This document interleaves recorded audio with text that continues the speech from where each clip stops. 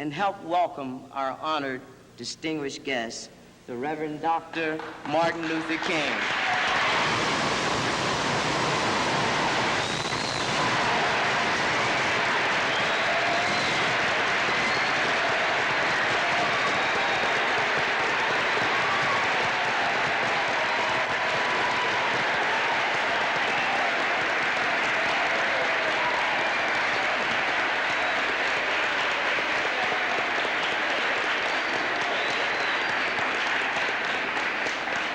Thank you very kindly.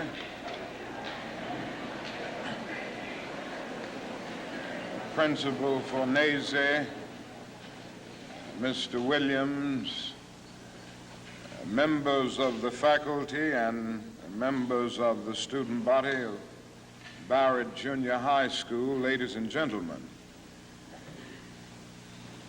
I need not pause to say how very delighted I am to be here today and to have the opportunity of taking a brief break in a pretty busy schedule in the city of Philadelphia to share with you the students of Barrett Junior High School. And I want to express my personal appreciation to the principal and the administration for inviting me and for giving me the opportunity to see this very fine and enthusiastic group of students here at Barrett. I guess I ought to start out with a commercial, and that is tonight we're going to have a great night in the city of Philadelphia at the Spectrum. Now, I know you've heard of that new impressive structure called the Spectrum. And I know you've heard of Harry Belafonte and Aretha Franklin and Nipsey Russell and Sidney Poitier and all of these other great and outstanding artists. Well, they're going to be here tonight at the Spectrum. And I hope that each of you will go home and tell your parents to be there tonight for this great Freedom Festival.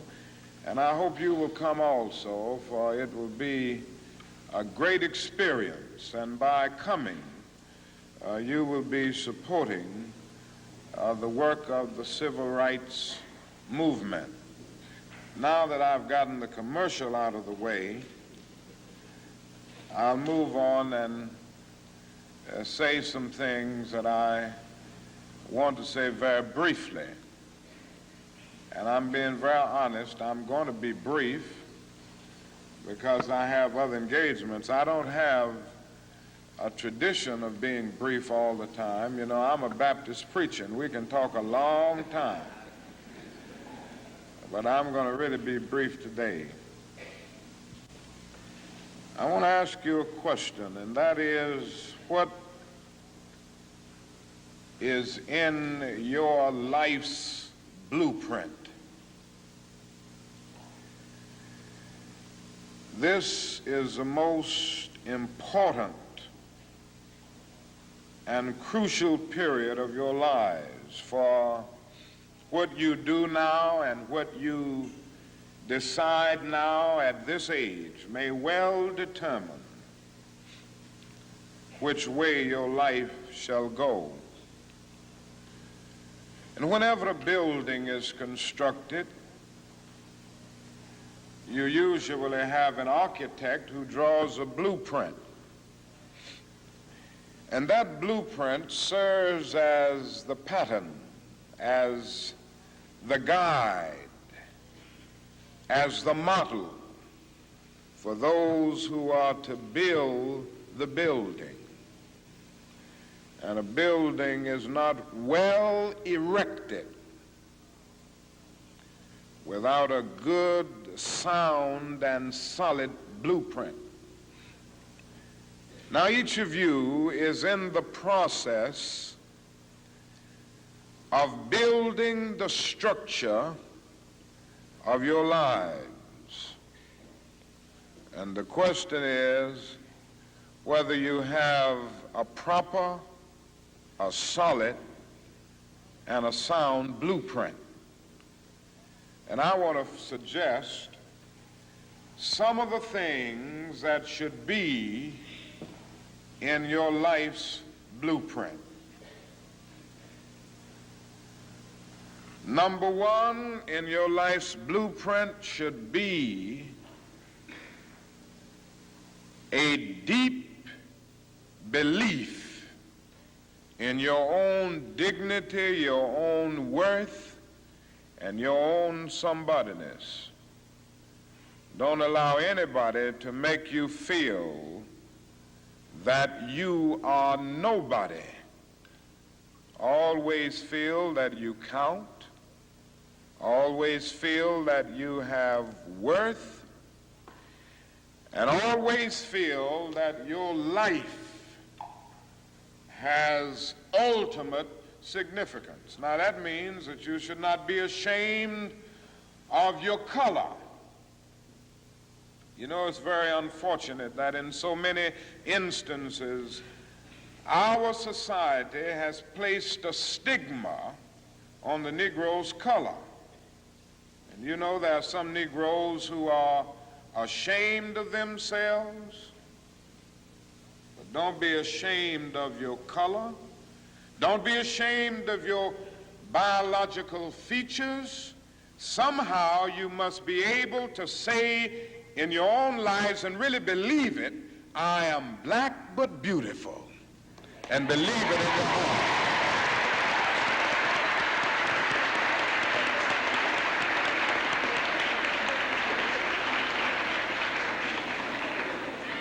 And therefore you need not be lured into purchasing cosmetics advertised to make you lighter. Neither do you need to process your hair to make it appear straight. I have good hair, and it is as good as anybody else's hair in the world, and we've got to believe that.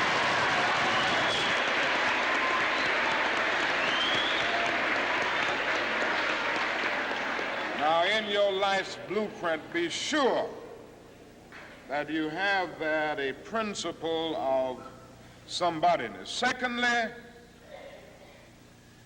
in your life's blueprint, you must have as a basic principle the determination to achieve excellence in your various fields of endeavor. You're going to be deciding as the days and the years unfold what you will do in life, what your life's work will be. And once you discover what it will be, set out to do it and to do it well. And I say to you, my young friends, that doors are opening to each of you. Doors of opportunity are opening to each of you that were not open to your mothers and to your fathers. And the great challenge facing you is to be ready to enter these doors as they open.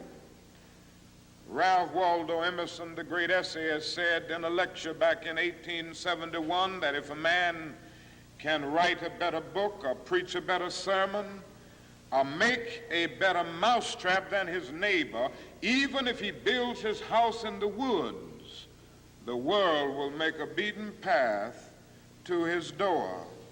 That hadn't always been true, but it will become increasingly true. And so I would urge you to study hard, to burn the midnight oil. I would say to you, don't drop out of school, and I understand all of the sociological reasons why we often drop out of school.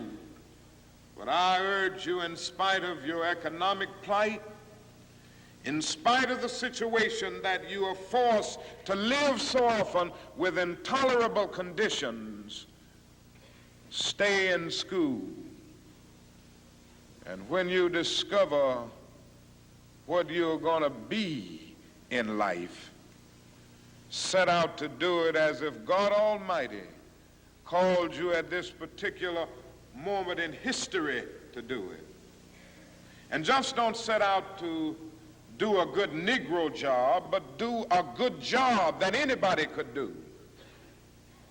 Don't set out to be just a good Negro doctor, a good Negro lawyer, a good Negro school teacher, a good Negro preacher, a good Negro barber, a beautician, a good Negro skilled laborer. For if you set out to do that, you have already flunked your matriculation exam for entrance into the University of Integration. Set out to do a good job and do that job so well that the living, the dead, or the unborn couldn't do it any better.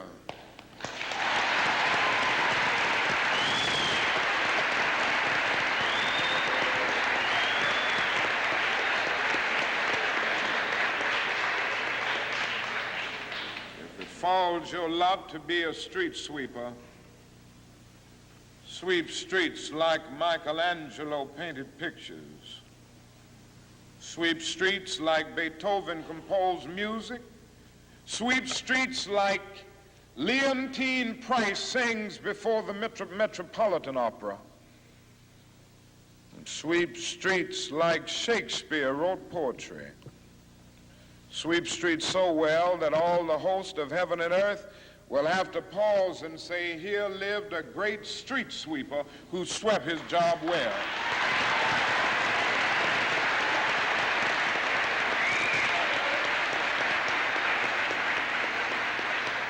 If you can't be a pine on the top of the hill, be a scrub in the valley. But be the best little scrub on the side of the rill. Be a bush if you can't be a tree. If you can't be a highway, just be a trail. If you can't be the sun, be a star. For it isn't by size that you win or you fail. Be the best of whatever you are.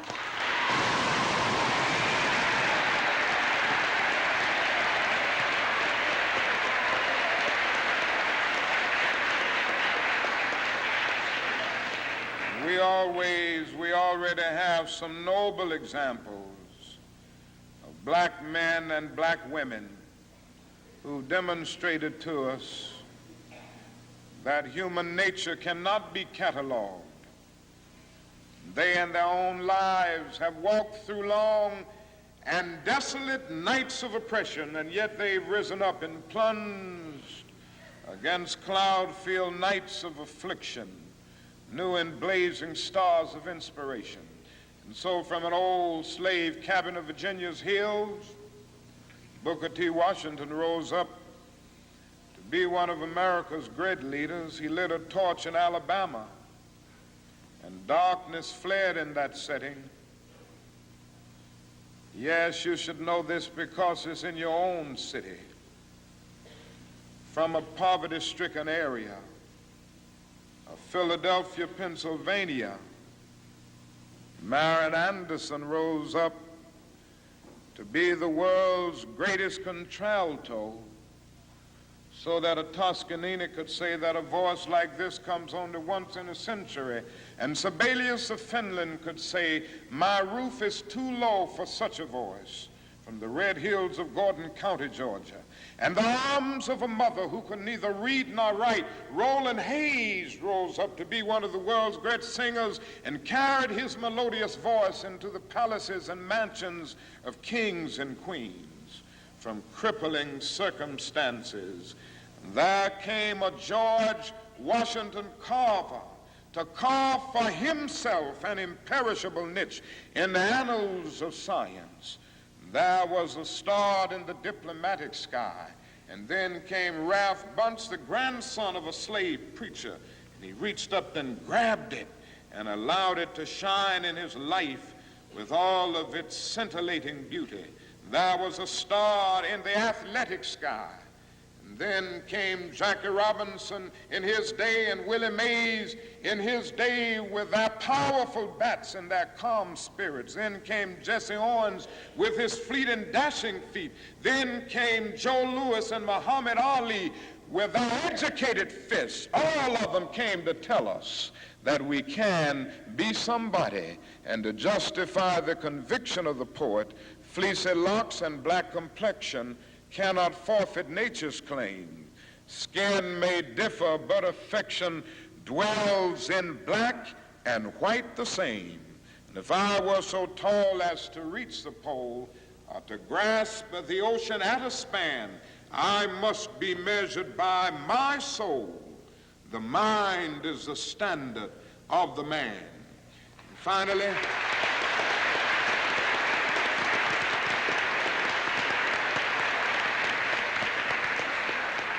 finally, in your life's blueprint must be a commitment to the eternal principles of beauty, love, and justice.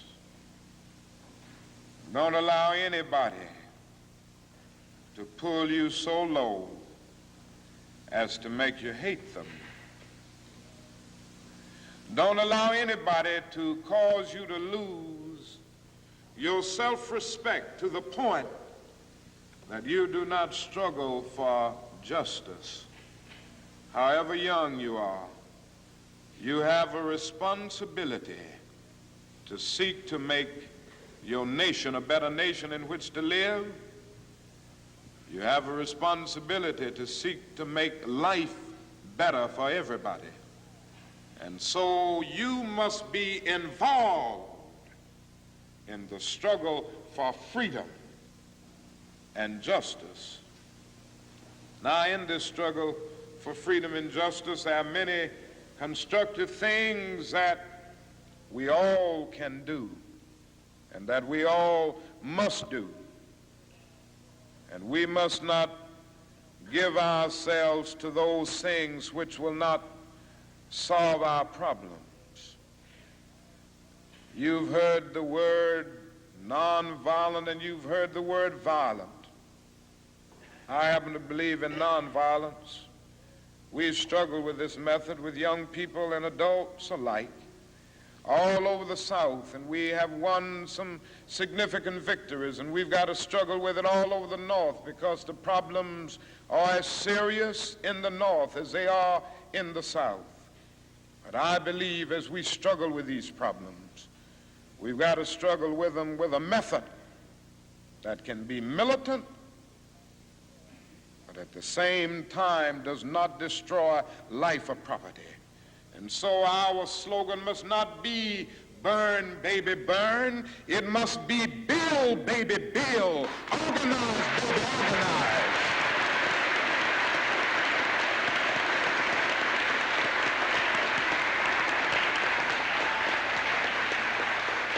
Yes, our slogan must be learn, baby, learn, so that we can earn, baby, earn.